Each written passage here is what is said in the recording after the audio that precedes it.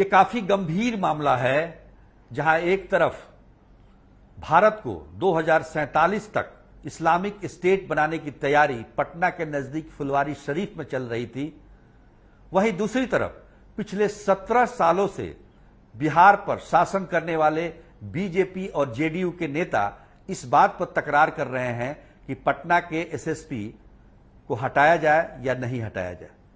पटना के एसएसपी मानवजीत सिंह ढिल्लों ने आरएसएस की तुलना पीएफआई से कर दी थी।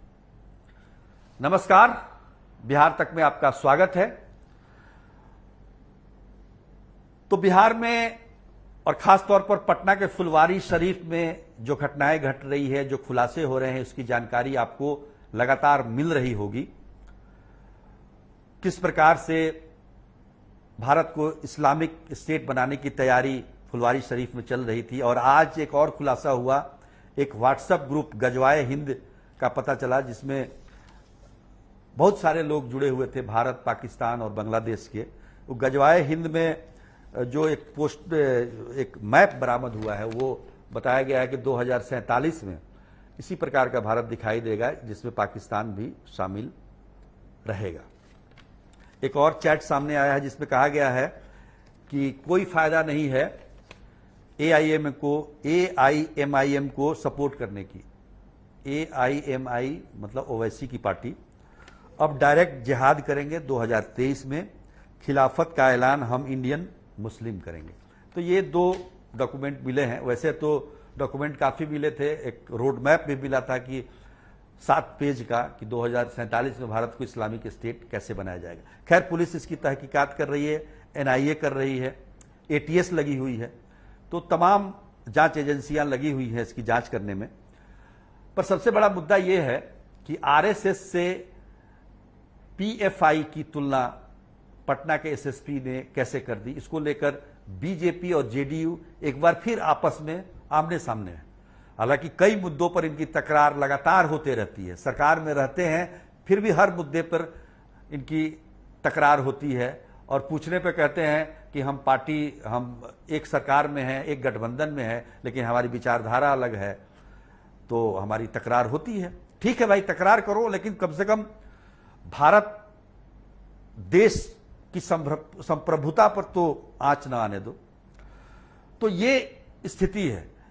अब उन्होंने आरएसएस की तुलना पीएफआई से कर दी, जिसको लेकर बीजेपी बेहद नाराज है, और बीजेपी के कई नेता, मंत्री भी इसमें शामिल हैं, जिन्होंने कह दिया कि इनको तुरंत हटाया जाए। कईयों ने कहा कि बर्खास्त कर दिया जाए। हालांकि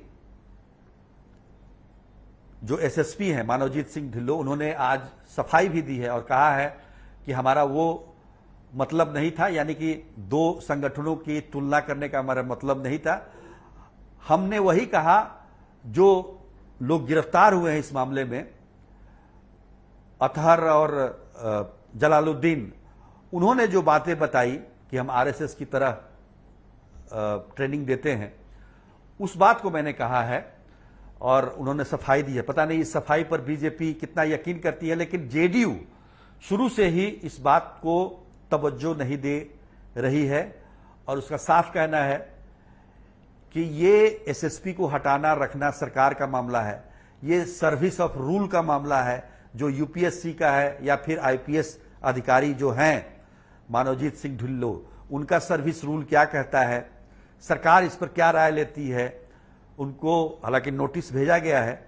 लेकिन कुल मिलाकर यह कहा जाए कि जेडीयू ने बीजेपी की इस मांग पर को ज्यादा तवज्जो नहीं दी, और बीजेपी इसमें कुछ कर भी नहीं सकती है, क्योंकि होम डिपार्टमेंट बिहार में जेडीयू के पास है। मुख्यमंत्री होम डिपार्टमेंट के मंत्री हैं, और सारा जो कार्रवाई करनी है वो होम डिपार्टमेंट को करनी है।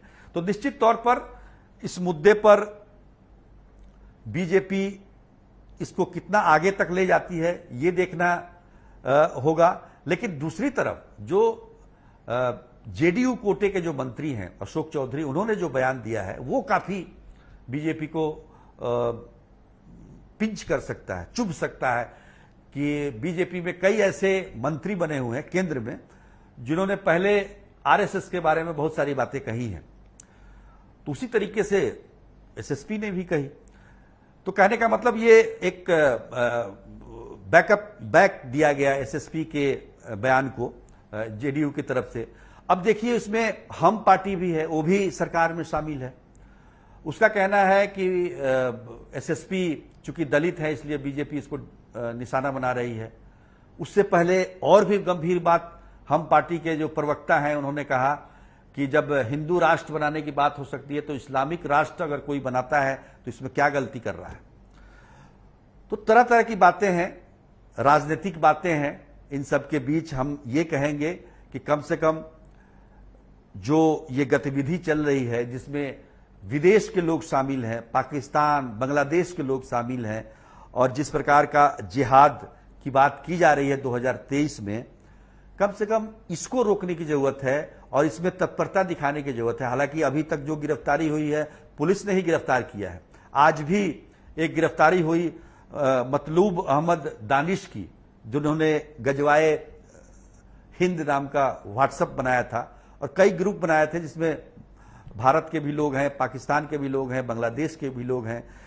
एसडीपीआई एक ऑर्गेनाइजेशन है जो सब्जी बाग में है पटना के, वहां भी आज रेड हुआ, वहां भी काफी सारे पंपलेट्स और कागजात बरामद किए गए। तो ये गतिविधि बिहार में क्यों चल रही है और इस पर नजर क्यों नहीं है, खुफिया विभाग कहां है, इन सब पर जवाब देना चाहिए। क्योंकि पिछले 17 सालों से ये सरकार चल रही है जिसमें बीजेपी भी शामिल है। बीजेपी के लोग आज सवाल उठा रहे हैं, तो आप उस सवाल को कैसे उठा सकते हैं जब आप खुद उस सरकार में शामिल हो। तो ये तमाम बातें हैं। बाकी आप जानते ही हैं कि राजनीति के लिए क्या कुछ नहीं किया जा रहा है। अब इससे ज्यादा बोलने की जरूरत नहीं है। आज के लिए बस इतना ही। तब तक के लिए नमस्कार।